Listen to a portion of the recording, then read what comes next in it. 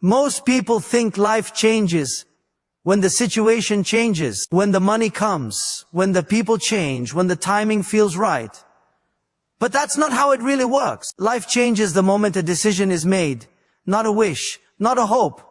A decision, because until you decide, you're just drifting, reacting, waiting for something outside of you to move first. And as long as you wait for life to change before you decide, life will keep you exactly where you are. There comes a moment in every life where something inside says, I can't stay here anymore. Nothing may look different on the outside, but something shifts on the inside. That shift is powerful. That shift is dangerous in a good way. It's the moment you stop negotiating with excuses and start standing on conviction. Because excuses sound reasonable, but they quietly steal years. A decision, on the other hand, draws a line in the sand and says, this ends today. You see, decisions create direction. Before the decision, you're confused, tired, overwhelmed. After the decision, you may still be tired. You may still be scared. But now, you're moving somewhere. Even pain feels different when it has purpose. Even struggle feels lighter when you know why you're pushing. That's why one decision can do more than 1,000 motivational talks. Because motivation fades, but a real decision anchors you. And here's the truth most people don't like to hear. You don't need more information, more time, or more permission. You already know what needs to change. The problem was never clarity. The problem was commitment. Deep down, you've been standing at the door of change, knocking softly, hoping it opens without you having to step through. But doors don't open for hesitation. They open for decision. That decision might be to stop living for approval. It might be to stop running from responsibility. It might be to stop repeating the same patterns while praying for different results. Whatever it is, it won't feel comfortable. Decisions that change lives rarely do. They shake routines, challenge relationships, and confront fear. But they also awaken strength you didn't know you had. Once you decide, everything else starts lining up. Your focus sharpens. Your priorities become clear. You stop wasting energy on things that don't matter. Not because life suddenly gets easy, but because you finally know what you're committed to. And commitment changes how you show up when it gets hard. So don't underestimate this moment. Don't rush past it. Because right now, while you're listening, while your heart is stirring, you're closer to change than you think. One decision made fully, made honestly, made without a backup plan can rewrite the direction of your life. Decide, and let that decision do the rest. After the decision is made, the next voice you'll hear is fear. Not loud, not dramatic, but calm, logical, and convincing. Fear rarely screams. It whispers. It tells you to be careful, to wait a little longer, to not risk too much. It pretends to be wisdom, but its real job is protection, not progress. And if you allow fear to advise your decisions, it will always choose safety over growth. Fear isn't always about danger. Most of the time, fear is about exposure. Fear of failure, fear of rejection, fear of looking foolish, fear of losing control. It asks questions that sound reasonable. What if it doesn't work? What will people say? What if you try and fall short? But here's the truth, every meaningful change requires you to step into uncertainty. There is no version of growth that comes with guaranteed comfort. The problem is not that fear exists. Fear will always exist. The problem is when fear is given authority. When fear becomes the decision maker, your life slowly shrinks. You start choosing what feels safe instead of what feels right. You lower your expectations, delay your calling, and convince yourself that staying where you are is being realistic. But realism without courage is just another form of limitation. Look at your life honestly. How many opportunities were delayed not because you couldn't do them, but because you were afraid to start? How many versions of you were silenced because fear said, now is not the right time? Fear will always argue for timing, but purpose responds to obedience. You don't overcome fear by waiting for it to disappear. You overcome fear by moving while it's still talking. Here's what changes everything.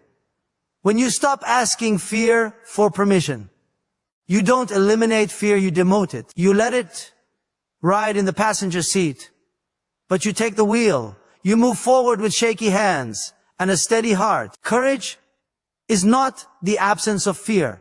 It's the decision that fear will not control your direction. And once you take that step, something shifts. Fear loses its power when it sees you move anyway. The very thing you thought would break you begins to build you. Confidence doesn't come before action, it comes after. Strength is revealed in motion, not in comfort. The life you want is not being protected by fear, it's being postponed by it. So stop letting fear be the voice that decides your future. Fear can warn you, but it cannot lead you. Leadership over your life belongs to purpose, faith, and conviction, not to hesitation. The moment you choose action over anxiety, fear over comfort, movement over excuses, you step into the version of yourself that was waiting all along. Move forward, even if fear follows, because it no longer gets to decide at some point. Every life reaches a crossroads where excuses stop working, where blaming feels easier, but it no longer brings peace. This is the moment where the next life-changing decision stands right in front of you, taking full responsibility. Not for everything that happened to you, but for everything that happens next. Because while you may not control the past, you absolutely control the direction you choose from here. Blame is comfortable. It gives you a story that protects your ego and soothes your pain. It says, if they had been different, my life would be different. And maybe that's true. Maybe people failed you. Maybe circumstances were unfair. But here's the danger. Every time you blame, you hand your power away. You place your future in the hands of things you cannot control. And a future built on blame will always feel stuck. Responsibility is different. Responsibility is not self-condemnation. It's self-ownership. It doesn't deny the hurt, it rises above it. The moment you say, this is my life, and I will take charge of it, something shifts inside you. You stop waiting to be rescued. You stop needing permission. You stop hoping someone else will fix what only you can change. Taking responsibility is uncomfortable because it removes excuses. You can no longer hide behind the past or point to others when progress slows. But that discomfort is the price of freedom. Because once you own your life, you also own the power to reshape it. You gain clarity. You gain authority. You gain momentum. Look closely at people who are moving forward. They are not always the most talented, the most educated, or the most connected. They are the ones who stopped saying, this happened to me, and started saying, what will I do with what happened? They refused to let pain define them. They turned wounds into wisdom and setbacks into setups. Responsibility also sharpens your decisions. You stop wasting energy complaining and start investing it in action. You become more disciplined with your time, more intentional with your relationships, more honest with yourself. You realize that every small choice is either reinforcing the life you want or the life you're trying to escape. And here's the quiet power of responsibility: it restores dignity. When you take ownership, you stand taller. You speak differently. You act with purpose. You no longer see yourself as a victim of life, but as a builder of it. Even when the road is hard, there's strength in knowing you are walking it by choice, not by force. So if you want your life to change, this decision cannot be skipped. Stop waiting for circumstances to improve. Stop waiting for people to understand. Choose responsibility. Choose ownership. Choose to take control of what happens next. The moment you own your life begins to move. Once you take responsibility for your life, another decision immediately stands in front of you: comfort or discipline. Every day, in small ways, you are choosing one of the two. Comfort feels good now.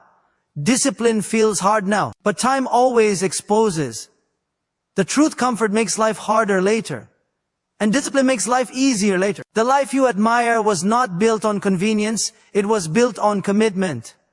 Comfort whispers, you deserve a break. Discipline says, you owe yourself consistency.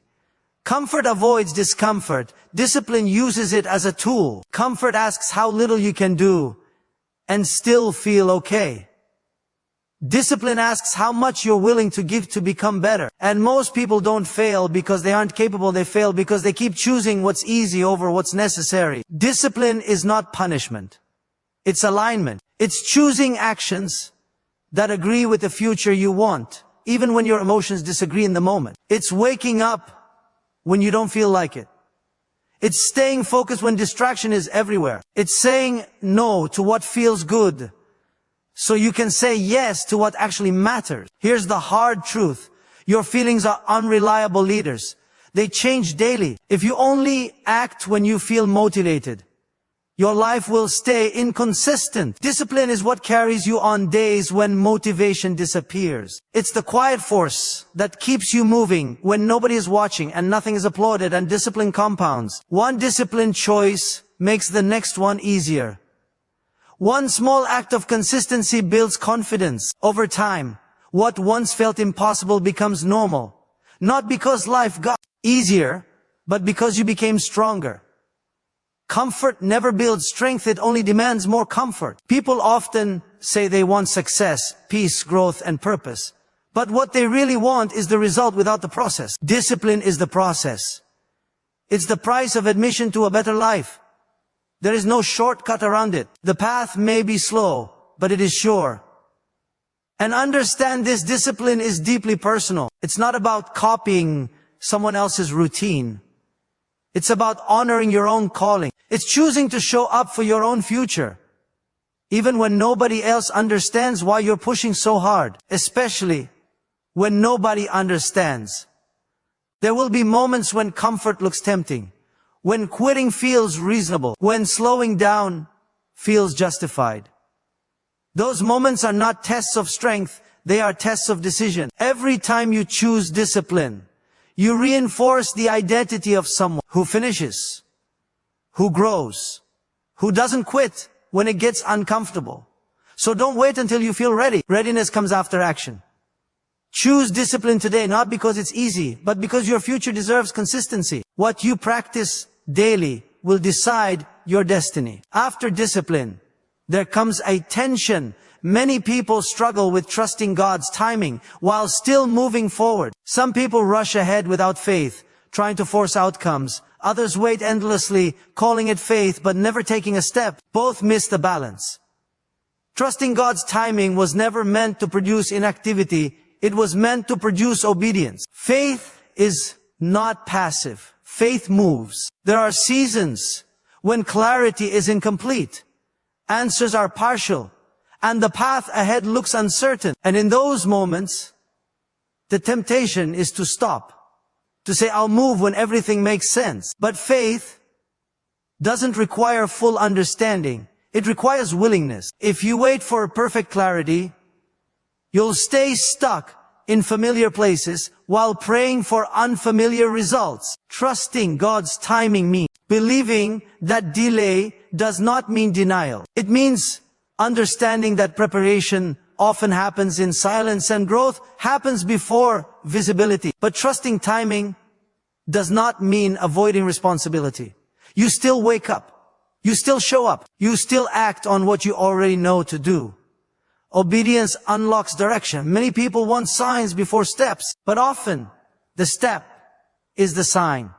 Movement reveals what waiting never will. When you take action in faith, doors begin to open. Connections appear, strength rises, and courage grows. Not because everything suddenly becomes easy, but because you are aligned. Faith-filled action says, I don't see the whole picture, but I trust the one who does. It says, I will plant even if I don't see the harvest yet. It says, I will prepare in private for what I believe will happen in public. That kind of faith is powerful because it combines trust with responsibility. And understand this, God's timing often challenges your comfort. It stretches patience. It tests obedience. It refines motives. Sometimes the waiting season is not about the destination at all, but about who you are becoming along the way. Strength, humility, endurance, character, these are built when you keep moving without applause. There will be moments when it feels slow, when others seem ahead, When you question whether your effort matters. But timing is not a race. It's alignment. What's meant for you will arrive when you're ready to carry it, not just when you desire it. So don't stop moving just because the timeline isn't clear. Do what you can with what you have where you are. Be faithful in the small steps. Be consistent in the unseen work. Trust that every obedient action is positioning you for what's next. Faith doesn't wait for the future to arrive, it walks toward it with trust. Keep moving, even when you don't have all the answers. At the end of all these decisions, everything comes down to one final truth. Your life will never rise above the person you decide to become. Circumstances don't create your future, identity does. Results are attracted to who you are, not to what you wish for. That's why real change doesn't begin with goals, it begins with transformation. You don't step into a new life by doing a few new things, you step into it by becoming someone new. Most people want a better future while holding on to an old identity. They want new outcomes but refuse to release old habits, old mindsets, old comfort zones. But the future you're praying for requires a version of you that doesn't exist yet. And that version won't appear by accident. It appears by decision. Becoming is intentional. It means asking hard questions about who you've been and who you need to be. It means letting go of behaviors that once protected you but now limit you. It means releasing identities built on fear, survival, and approval, and stepping into one built on purpose, discipline, and faith. This is where many people turn back. Not because the path is unclear, but because the cost is personal. Becoming someone new means some relationships change. Some routines end. Some versions of comfort disappear. But what you gain is alignment.